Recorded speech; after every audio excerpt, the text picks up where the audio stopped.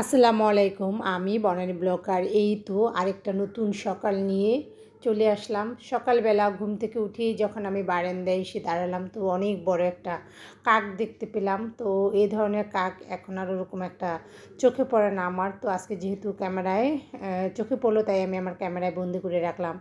যারা আমার চ্যানেলটা দেখা শুরু করেছেন, আমার পাশে আসছেন, প্লিজ লাইক, কমেন্ট এবং শেয়ার করতে একদমই ভুলবেন না। আর প্লিজ যারা নতুন আমার চ্যানেলে এসেছেন, আমার চ্যানেলটা সাবস্ক্রাইব করে দেবেন, আমার পাশে থাকবেন, বেল বাটনটা অন করে দেবেন, আমি নোটিফিকেশন ছাড়া মাত্রই যাতে আপনাদের কাছে চলে যায়। তো এই তো লাউয়ের খোসা, রসুন আর হলো পেঁয়াজ আমি সকালবেলায় একটু চুলায় হালকা করে ভেজে নিচ্ছি, টেলে নিচ্ছিলাম আর কি। আগে একটু সিদ্ধ করে নিয়েছিলাম লাউয়ের খোসাগুলো, ভালো করে সরিষার তেল একটু ভাজা ভাজা করে পানিটা টেনে শুকিয়ে নিলাম, সাথে একটু কাঁচামরিচও দিয়েছি। তো অনেক ভর্তা খেতে ইচ্ছে করতেছিল, মেয়েকে স্কুলে যেহেতু নিয়ে যাব, তার আগে আমি কাজগুলো একটু গুছিয়ে রেখে গেলাম। কারণ ইদানিং একদমই চুলায় ঘেঁষ থাকে না, মানে অনেক কিছু খেতে ইচ্ছে করে কিন্তু পারি না। এই তো যেহেতু হালকা ঠান্ডা পড়ে গিয়েছে, আর এখন যে মিষ্টি রৌদ্রটা ওঠে, এই রৌদ্রটা এখন খুবই ভালো লাগে।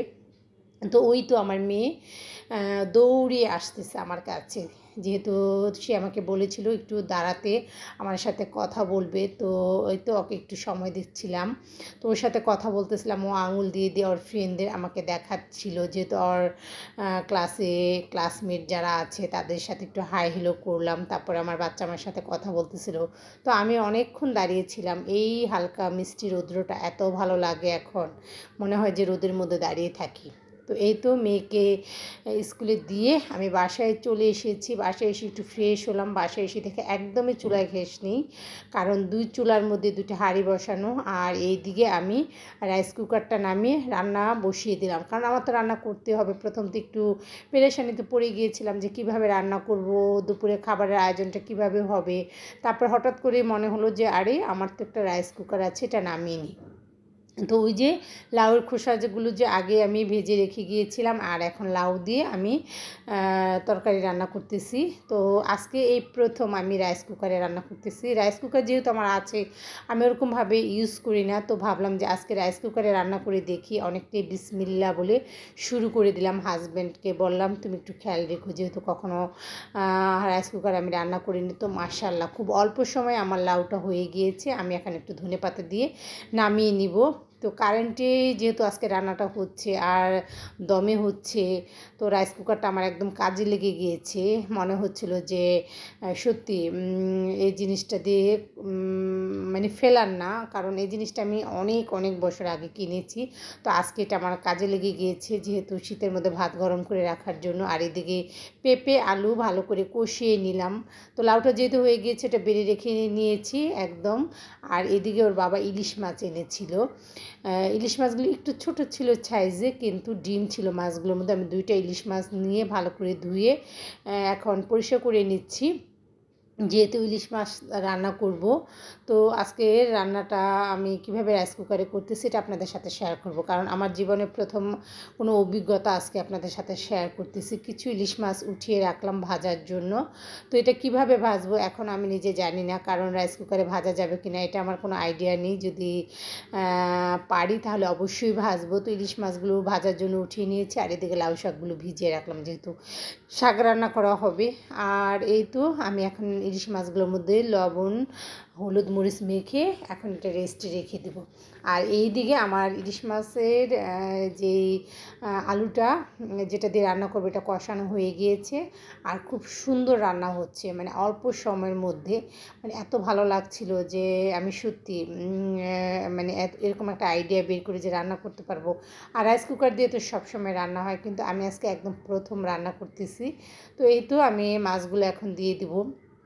সত্যি মানে যে কোনো জিনিস দিয়ে রান্না করতে কিন্তু আমাদের খুবই ভালো লাগে। আমরা যারা গৃহিণী, আমাদের দুপুরের আগে রান্না শেষ না করলে একদমই ভালো লাগে না। আর এই ছোটো ছোটো কাজগুলো সত্যি আমাকে খুব আনন্দ দেয়, আমারও খুব ভালো লাগে। তো আমি মানে অল্পতেই খুব টেনশনে পড়ে যাই, কিন্তু টেনশন আমার বেশ কিছুক্ষণ থাকে না, আল্লাহর রহমতে এটা সলভ হয়ে যায় আর কি।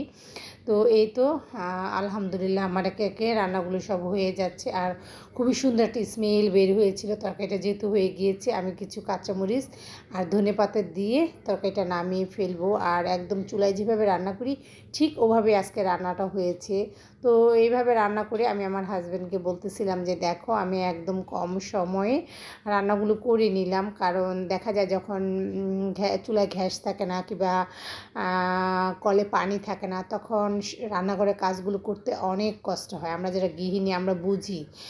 আর আমার তো টাইম টেবিল মতো সব কিছু করতে হবে, কারণ আমার কাছে সময়ের মূল্য অনেক। আমার কাছে মনে হয় যে প্রত্যেক ঘন্টায় সেকেন্ড এবং মিনিটগুলো আমার কাছে অনেক দামি। তো এই তো আমি যেভাবে রান্না করি, আমি এখন কুকিংয়ে দিয়ে দিলাম কুকারে আর কি। তো লাল বাতিটা জ্বললে এটা যখন সিদ্ধ হয়ে যাবে তখন কমলা কালারের একটা বাতি জ্বলে উঠবে। তো লাউ শাকের মধ্যে আমি একটু লবণ দিয়ে ভালো করে সিদ্ধ করে নিয়েছি। সিদ্ধটা হয়ে গিয়েছে পরে আমি এটা বাগার দিয়ে নিয়েছি। তো এই তো পাশের বাসার আন্টি হঠাৎ করে এই বাসায় এসে আমার বাসায় এসে বলতেছে গ্যাস নেই, কীভাবে রান্না হবে। তো সে তাকে বললাম যে আপনি নিয়ে আসেন, আমি আপনাকে রান্না করে দিই। যেহেতু আমার রান্নাবার একদম শেষ হয়ে গিয়েছিল, জাস্ট ভাতটা রান্না করা বাকি ছিল, তো ওনাকে রান্না করে দিলাম। তো উনি ভাত আর মাছ নিয়ে এসেছিল খুব কম সময়ের মধ্যে। যেহেতু আমিও খুব টেনশনের মধ্যে আছি, যেহেতু মেয়েকে স্কুলে আনতে যাব। তো হঠাৎ করে রজনীর বাবা আমাকে ফোন দিল, সে এক কাজে ঢাকায় যাচ্ছে, মেয়েকে গিয়ে আনতে হবে।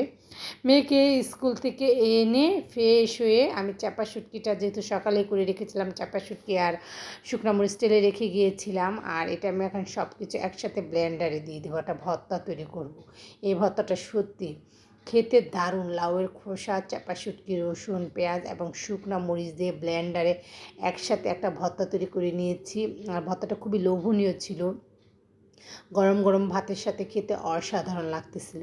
তো এটা হলো সন্ধ্যার পরে আমি বাইরে গিয়েছিলাম, যেহেতু একদম চুলায় গ্যাস নেই। তো ভাবলাম যে বাড়ি থেকে একটু নাস্তা নিয়ে আসি, চিতই পিঠা, ডিম চিতই আর হলো চিতই পিঠা নিয়ে এসেছি। তো মাম্মাকে বললাম যে ডিম চিতইয়ের মধ্যে একটু ম্যাজিক মশলা দিয়ে দিবেন, তাহলে কি খেতে ভালো লাগে, বাচ্চারাও খুব পছন্দ করে। আর এটা হলো ডিগবাবু বাজারের যে মোড়টা আছে, টিএনটি অফিস, এটার পাশেই এই পিঠাওয়ালা মামার দোকানটা প্রচুর চলে এবং পরিষ্কার পরিচ্ছন্ন, একদম মানুষ দাঁড়িয়ে দাঁড়িয়ে গরম গরম পিঠা এখানে খাচ্ছে। তো আমি তো খাইনি, আমি সাথে করে নিয়ে নিয়েছি, বাসায় যেহেতু নিয়ে যাব আর আমরা সবাই মিলে একসাথে খাবো। আজকের ব্লগটা আপনারা দেখে অবশ্যই আমাকে কমেন্টের মাধ্যমে জানাবেন আপনাদের কেমন লাগলো আমার আজকের ব্লগটা। তো এই শীতের মধ্যে পিঠার উৎসবটা কিন্তু একটু বেড়ে যায়, সবাই পিঠা খুবই পছন্দ করে, আর ঘরে হোক বাইরে হোক পিঠার চলটা একটু বেড়ে যায়। তো এই তো আমার পিঠা বানানো হয়ে গিয়েছে, আমি এখান থেকে পিঠাগুলো নিয়ে নেব, আমার পিঠাগুলো প্যাকিং চলতেছে আর কি। তো আজকের ব্লগটা এখানেই, ভালো লাগলে অবশ্যই শেয়ার কমেন্ট করবেন, আর কে কে আমার মতো এরকম পছন্দ করেন জানাবেন।